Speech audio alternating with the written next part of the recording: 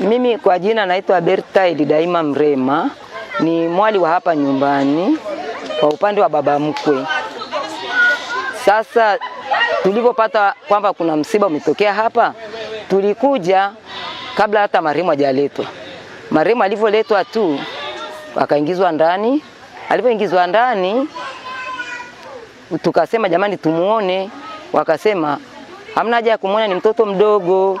Kwa hiyo baadaye tukalazimika kwenda kumuona. Kwenda kumuona, mama mkwe alichukua tu kitenge akaongeza juu ya ile nguo. Hatukumfunua mtoto. Kwa hiyo kama kuna kosa lilofanyika ni ile mtoto hakufunuliwa. Ile nguo alitoka nayo mochwari ni hiyo hiyo, iliongezwa nyingine juu tu akazikwa. Naitwa Neema Paulo Gwaltu na ni mkazi wa Njapanda Himo.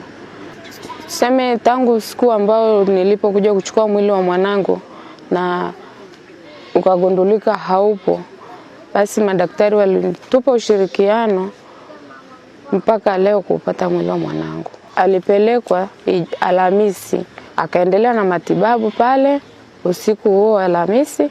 Ijumaa saa 5 mwanangu akafariki. Kilichoendelea, madaktari walituomba watakuwa pamoja na sisi kutafuta mwili wa mwanangu, maana kuna mtu alioenda kuzika mwili ambao hakuangalia wala kukagua. Kwa majina naitwa George Focus Mrema. Fariki, nilipeleka mke wangu Mawezi pale kwenda kujifungua. Wakamfanyia operation siku ya Ijumaa saa 3 usiku. Basi walipofanyia operation ile saa 3 usiku walinirudishia majibu kuwa mtoto wako mmoja amefariki. Walikuwa kwa mapacha. Walipofariki wakaniambia alifanya taratibu za maziko, ambayo Jumamosi tarehe 11 nilifanya utaratibu wote wa kwenda kumzika mwanangu. Kwa hiyo mimi nilichofuata nilienda Mawezi pale mochwari na kutoa vielelezo vangu kwa bana mimi kiongozi aliletwa hapa afanywa operation, mtu mmoja alifariki. Kwa hiyo nimekuja kumchukua mwingine nikamhifadhi. Kwa hiyo mimi nilipewa yule mtoto mmoja ambao ni marehemu pale kutoka pale mochwari, nikaambiwa bwana mtoto wako ni huyu hapa.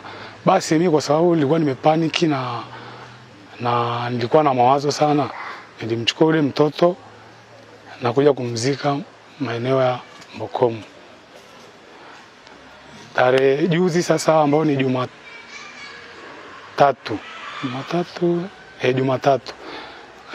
saa 7 mchana nilipata simu kutoka hospitali ya Mawenzi kuwa mtoto niliyomzika siku ya Jumamosi sio wa kwangu.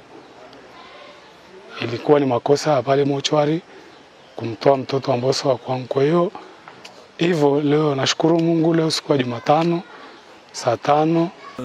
Focus Salum Mrema ndio ni babu wa huyo mtoto aliyezikwa. Tukipata nafasi tuliingia tena tukafanya sala, wamefunua tu tukamwangalia, tukafunika, tukapiga sala, tukaelekea makaburini.